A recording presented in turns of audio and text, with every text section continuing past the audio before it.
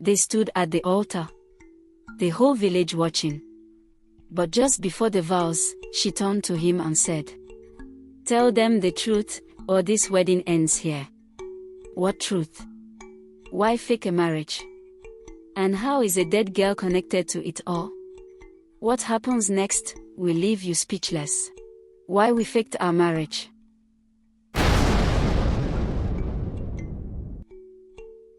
Amaka kept her head down as she arranged the ugu and scent leaves into neat bundles on the wooden table. The vegetables were still fresh, plucked from her small garden just before sunrise, but she knew it didn't matter anymore. Her customers no longer came for freshness. They came for the whispers. And lately, they didn't come at all. Across from her stall stood the bakery, silent, as always. The wooden sign that once proudly read Nkem's oven had faded under years of sun and silent judgment. The man behind it, Nkem, rarely spoke unless it was absolutely necessary. But today, Amaka noticed something different. He was watching her. She quickly turned away. They had called her names: husband snatcher, shameless, homebreaker. All because of one lie that spread like oil on water. That she had slept with Chief Dyke's son while his wife was still breastfeeding their baby. No one asked for her side of the story. In Umuokoro, a woman didn't need to be guilty to be punished. All she had to do was walk alone, speak with confidence, or be too beautiful without a ring on her finger. So, that morning, she stood quietly among the scent of vegetables and dust, her pride packed away like stale bread. She didn't see it coming, the offer that would change everything. Nkem crossed the dusty road and stopped in front of her stall. "Good morning," he said. Amaka nodded slightly. "Morning." He glanced around, then leaned closer. "Marry me." Her hands froze mid-bunda. "What did you say?" "I said, marry me." For a moment, the entire market vanished, the woman roasting plantain across the road, the boy shouting about mobile recharge cards, the rooster that always fought its own shadow. All of it went silent in Amaka's mind. She slowly straightened. "Is this a joke, Nkem?" "No," he replied, voice flat, expression unreadable. "I don't make jokes. Especially not about things like this." Amaka stared at him. In 5 years of being neighbors, they'd barely exchanged 10 sentences. He sold bread. She sold vegetables. He avoided eye contact. She avoided the world. "What kind of madness is this?" she asked. "The kind that helps us both," Nkem said, his eyes scanning the road. "You think I don't hear them? The women who pass your store just to hiss. The men who stare like they're pricing you with lies." Her chest tightened. "So you believe them too?" "I believe it doesn't matter what I believe. In Umuokoro, once they drag your name, it stays in the dirt unless you drag it out yourself." "And you think marrying you will pull my name out of the dirt?" she asked, bitterly. Nkem nodded. "It'll confuse them. Make them uncomfortable. Give them a new story to chase. And maybe, give you peace." She narrowed her eyes. "And what about you? What do you gain from this?" He didn't flinch. "My business is dying. Since my wife passed, they've been waiting for me to collapse. They whisper that I used her for rituals, that my breath smells of sorrow." He gave a small, humorless smile. "Maybe they're right. But if I remarry, if I show them a new beginning, maybe they'll let me breathe again." Amaka studied the man in front of her. He wasn't what anyone would call handsome. But he looked like someone who had walked through fire, and never spoke of the burns. There was strength in that. And quiet. "This marriage," she said slowly. "Are you talking about a real one?" "No. A performance," Nkem replied.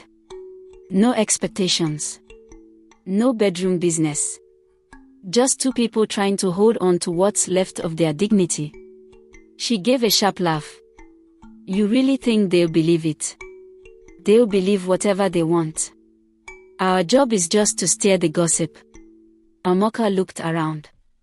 A couple of women were already staring at them from behind their stalls, their eyes wide with curiosity. You're serious? As serious as gossip in this town, Nkem said. She folded her arms, still unsure if this was brilliance or foolishness.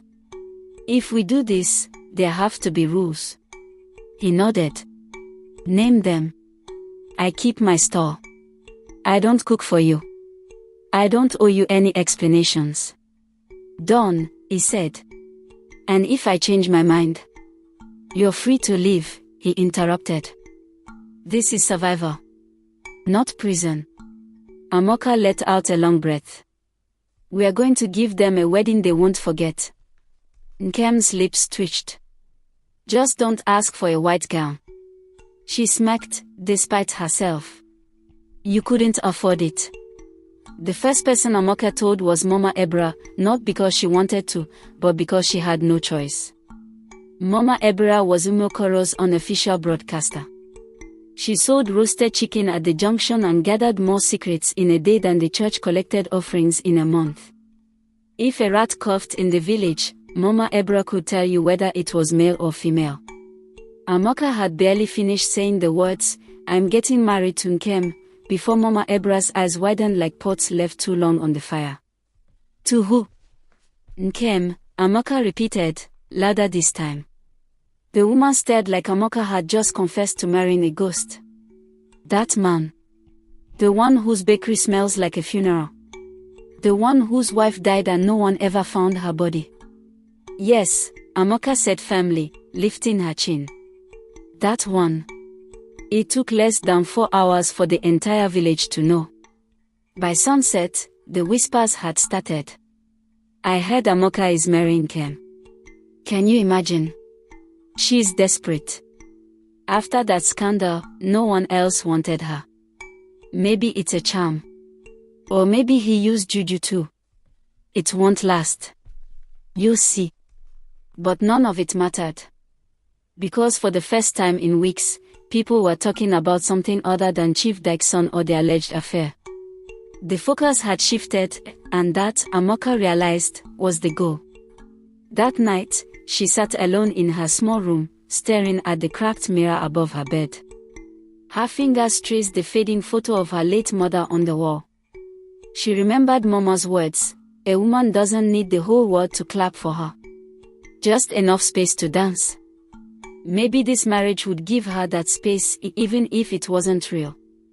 The next morning, she and Nkem walked together to the local chief's palace to register their intention. They didn't hold hands. They didn't smile. But they walked side by side, in full view of the market. People froze mid-conversation. Nkem wore his usual shirt, buttoned the wrong way as always. Amaka tied her wrapper high and tight, daring anyone to speak. Inside the palace, Chief Makwi raised an eyebrow. You too? Yes, Nkem said calmly. We want to marry. The chief looked from one to the other. Are you both aware of the traditions this requires? We are, Amaka replied, surprising even herself. Chief Makwi's wife stepped out from the inner room and eyed them curiously. Wonders shall never end. They signed the documents. A date was fixed, nothing elaborate, just a small gathering at the community center to satisfy custom. When they stepped back into the sun, Amaka shielded her eyes. This is the part where they'll really start talking, she said. Let them, Nkem muttered. We'll be too busy surviving to hear them. But even Nkem couldn't predict how deep the chaos would go. That very night, someone slipped a letter under Amaka's door. No name. No return address. Just 4 words, scrawled in uneven, charcoal black strokes. He's not who you think. Amaka turned the paper over 3 times. It was rough and brown, the kind used to wrap meat at the butcher's. The writing was rushed, almost desperate. She stared at it until the words etched themselves into her mind. Who wrote it? And what exactly did they mean? She considered throwing it away, dismissing it as jealous gossip. But something deep in her chest refused to rest. Her instincts, sharpened by years of surviving in a harsh world, prickled like cold rain on her spine. She put the note under her pillow and told no one. That week, she watched Nkem closely. He was quiet, respectful. He kept to his bakery, rising before dawn to bake and returning just after sunset.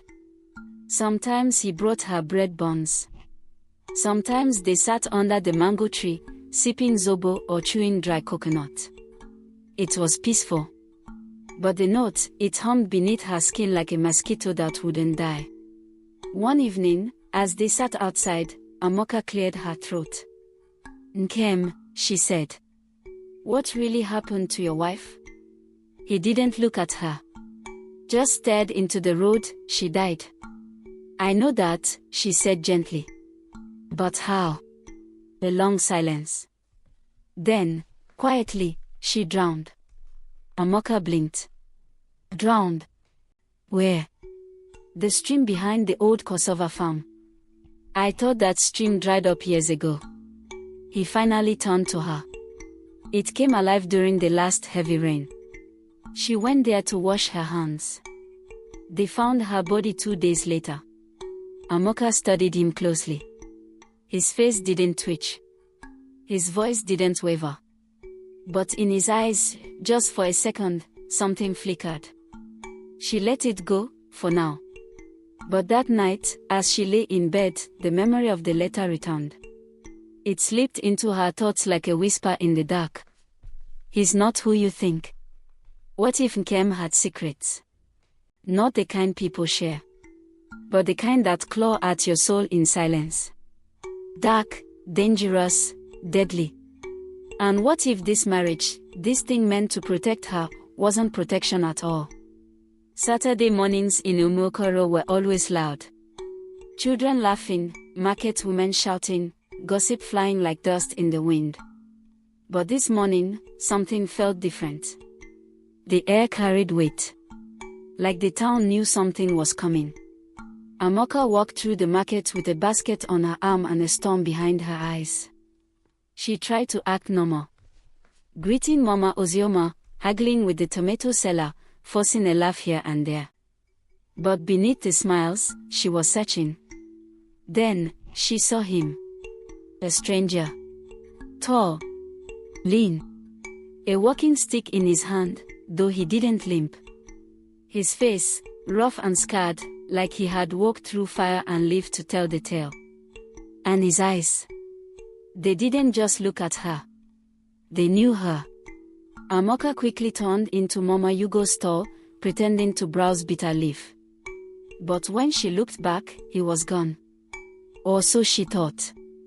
Because as she passed the yam section, a hand grabbed her wrist. She spun around. It was him. "Careful, madam," he said with a crooked smile. "You're marrying a man who once vanished for 2 years, and returned with blood on his hands." Amaka's voice trembled. "Who are you?" "Ask Nkem what happened in Goko. Ask about the bakery. Ask about the fire."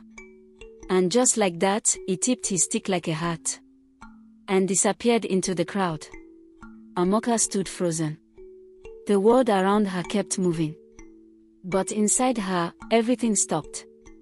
She hurried home.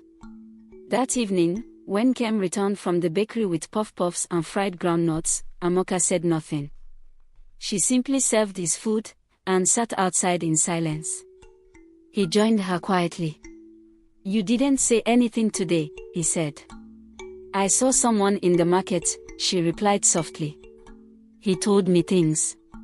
About you. About Goko. About a fire." Nkem stiffened. "I want the truth," Amaka whispered. "No more stories." Silence. Then, finally, he spoke. "It was my bakery. After my wife died, I moved to Goko. Needed to start over. One night, I left the oven on. The place caught fire. I didn't know the young cleaner stayed behind sometimes.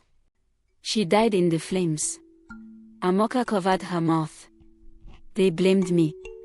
Said I did it for rituals. That my bread business was too successful to be clean. So I left. I ran.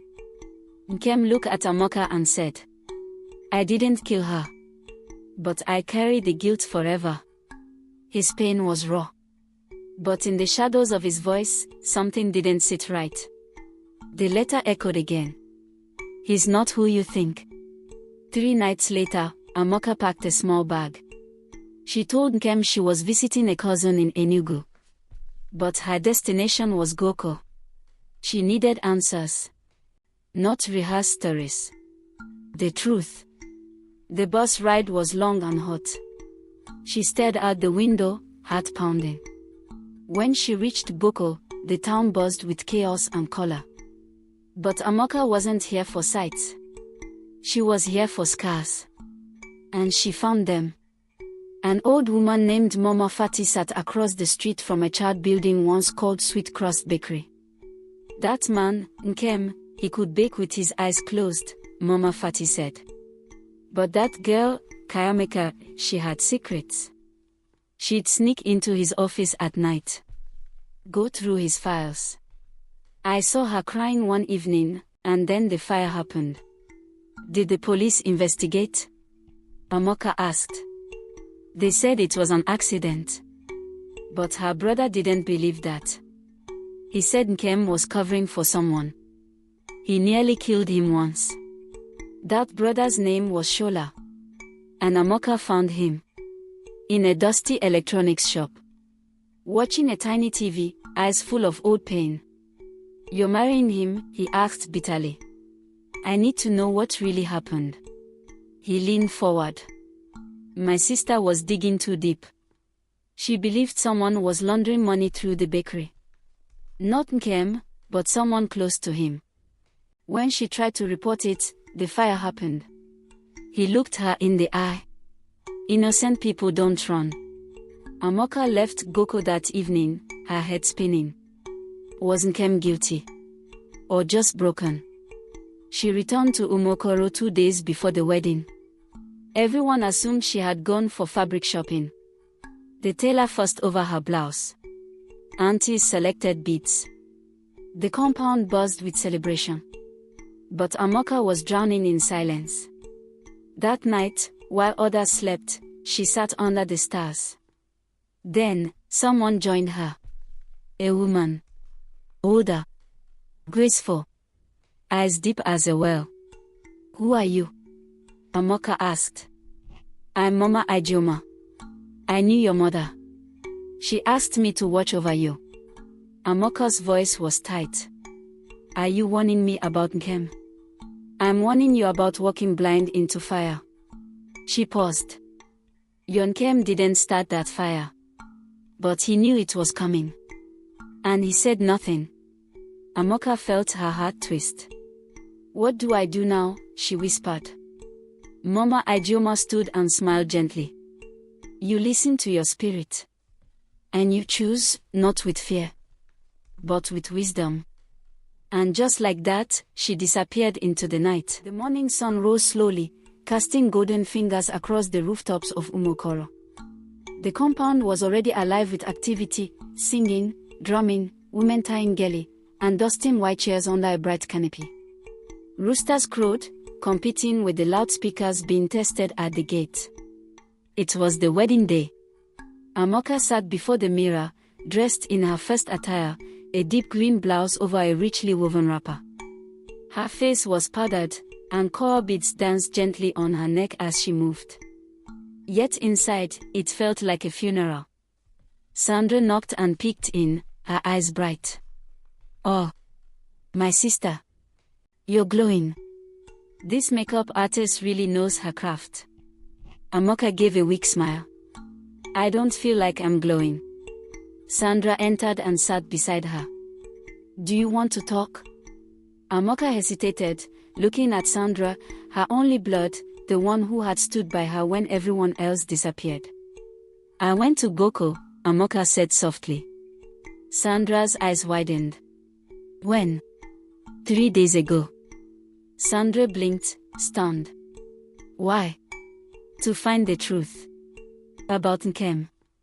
About the bakery. About the girl who died. Sandra was silent for a moment, then nodded. And what did you discover? Pieces. Just pieces. But enough to know something dark happened. Nkem is not the man the world accused. But he's not blameless either. So what do you want to do? Amaka turned away from the mirror. I don't know. My heart says stay. My head says run. Sandra held her hand. Then don't listen to either. Ask your spirit. A knock came at the door. A small boy stood there holding an envelope. They say to give this to Auntie Amaka, he said. She opened it. Inside was a simple white card, no sender, just 6 words, written in perfect handwriting. There is more. Ask Mama Ijeoma. Amaka's hands began to shake. Outside, clouds gathered. A gust of wind swept through the compound, scattering flower petals across the floor. Women clutched their wrappers. Someone shouted that the weather was changing. But Amaka knew it was more than weather. It was a warning. She stood, unwrapped her beads, and pulled off her gele. What are you doing? Sandra asked. I'm going to find Mama Ijeoma, Amaka said. Before I marry a truth I don't fully know. Amaka left the compound quickly, wrapping a plain scarf around her head. She ignored confused calls from the marriage committee and caterers about the timing. Sandra followed closely, her heart pounding as they slipped past women setting up plastic chairs and trays of food. They headed to the far end of Umokoro, to the old riverbank where elders once gathered for moonlight stories. It was said Mama Ijeoma lived near there, in a small mud house with faded blue paint and a roof patched with old zinc. They found her seated under a tree, grinding pepper with a stone. She didn't look surprised to see them. I knew you would come, she said, not looking up. Amaka stepped forward. Did you send me that message? No. But I know who did. And you need to hear the full story. Amaka and Sandra sat beside her on a wooden bench. The nearby river was calm, reflecting the dark clouds gathering above. I won't take long, Mama Ijeoma began. 20 years ago, I worked with a women's cooperative in Goko. We trained girls in small business, baking, crafts, farming. That bakery your fiancé was blamed for. It belonged to one of our brightest girls, In. She was only 22. She paused. In fell in love with a man, a young teacher near the market. His name was Jonah, but he was already engaged to someone else. Nkem. Amaka stiffened. In became pregnant, Mama Ijeoma continued. Jonah panicked. He begged her to abort, but she refused. One night, the bakery caught fire. In didn't escape. Jonah disappeared. And guess who took the blame? Nkem, Amaka whispered. Mama Ijeoma nodded. He was Jonah's cousin. He had just finished NYSC and was in the wrong place at the wrong time. The bakery was under investigation. Jonah vanished, and Nkem stayed, carrying shame and suspicion. Sandra frowned. Why didn't he tell anyone the truth? Because the community had already judged. And his family begged him to keep quiet to protect Jonah's mother, a respected elder. Nkem stayed silent. He moved to Umokoro to rebuild, but the guilt followed him like a shadow. Amaka stood, her heart breaking open in layers. So this wedding, she said slowly, was it to hide the past? Or to silence it? Mama Ijeoma stood as well. That's the question you must ask him. But I tell you this, Nkem has done many good things. But silence in the face of injustice is its own betrayal. Tears filled Amaka's eyes. She turned to Sandra. What do I do now? Go back, her sister said. Ask him. Make him speak, not just to you, but to everyone." With that, Amaka wiped her eyes and turned toward the village, where guests waited under threatening skies. The sky had darkened fully when Amaka returned to the compound. Guests sat fanning themselves beneath a swaying canopy as wind picked up. Women in elaborate gillies whispered, wondering where the bride had gone. The pastor stood at the front, glancing at his watch, sweat beading under his collar. Nkem stood near the altar, dressed in a crisp white kaftan embroidered with gold. His face was calm, but his fingers twitched nervously. Then Amaka entered. Gasps rippled through the crowd. She no longer wore her ceremonial wrapper. Instead, she was dressed in a plain dress, no jewelry, no makeup.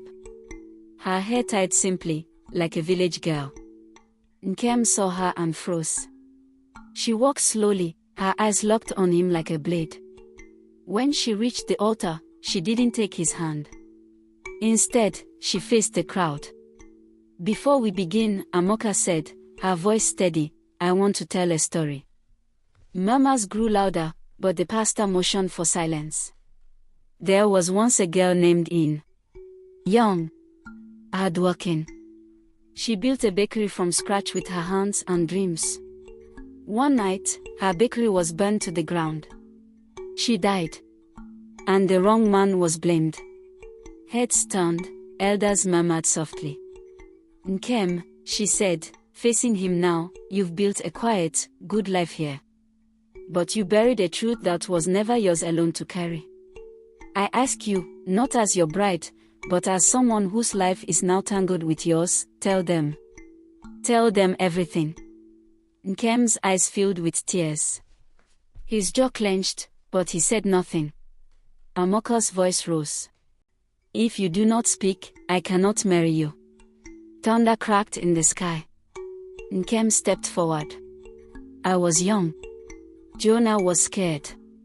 When the fire happened, I was outside. I saw him run. I stayed because my mother asked me to protect the family name. But I never meant to keep silent for this long." He turned to the guest. "I didn't kill In. But I let you believe I did." The crowd stirred violently. Some clutched their chests, some women wept softly. Amaka took a step back. "I needed you to say that," she said. "Then you won't marry me?"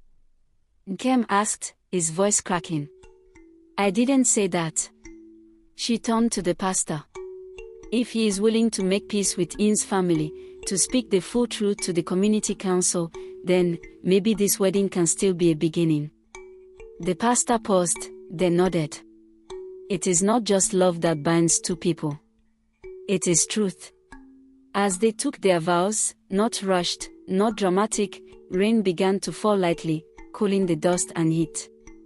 Guests pulled out umbrellas. Children danced barefoot in puddles. And just like that, something heavy lifted from the village of Umuokoro. Not because there was a perfect wedding, but because, for the first time, the truth had been spoken. After the wedding, life slowly settled into a new rhythm for Amaka and Nkem. They moved into the quiet flat in the community, a simple two-bedroom bungalow with brown curtains and the scent of freshly baked bread always lingering in the air. At first, they kept their distance. They greeted each other politely, shared quiet dinners, and slept in separate rooms. But slowly, something began to shift. It was Amaka who noticed it first. One evening, she came back from the market feeling drained and tired. As she dropped her basket by the kitchen door, she found the floor already swept, her clothes folded neatly on the bed, and a pot of okra soup simmering on the stove. She looked up to see Nkem at the sink, washing plates, humming a soft hymn. "Thank you," she said quietly. He smiled. "You looked tired yesterday. Thought I'd help today." That night, she watched him from the sitting room window as he fixed the broken gate latch. He didn't complain or call a carpenter. He simply rolled up his sleeves and did the work. That was when it began to dawn on her, Nkem was not just kind. He was thoughtful, dependable, and gentle. He didn't talk too much or try to impress her. He just did what needed to be done.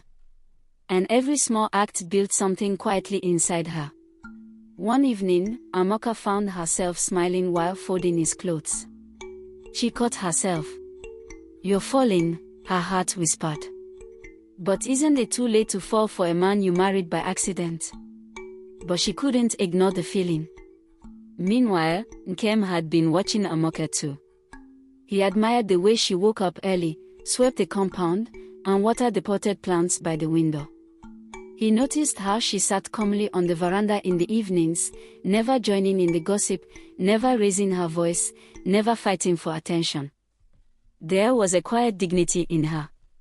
A softness that made the house feel more like home. Even during the heat of her public shame, Amaka had carried herself with grace. That memory stayed with Nkem. He saw not just a woman who had been wronged, but a woman of deep strength and quiet wisdom. He began buying her favorite fruits from the roadside, pawpaw, oranges, and sometimes ube. He'd leave them on the kitchen counter without saying a word. Amaka would smile secretly and stew them gently in sugar, serving him warm slices during dinner. They started talking more. Laughing. Praying together at night. Sharing bits of their past, stories about childhood, about wounds, about hopes they'd buried.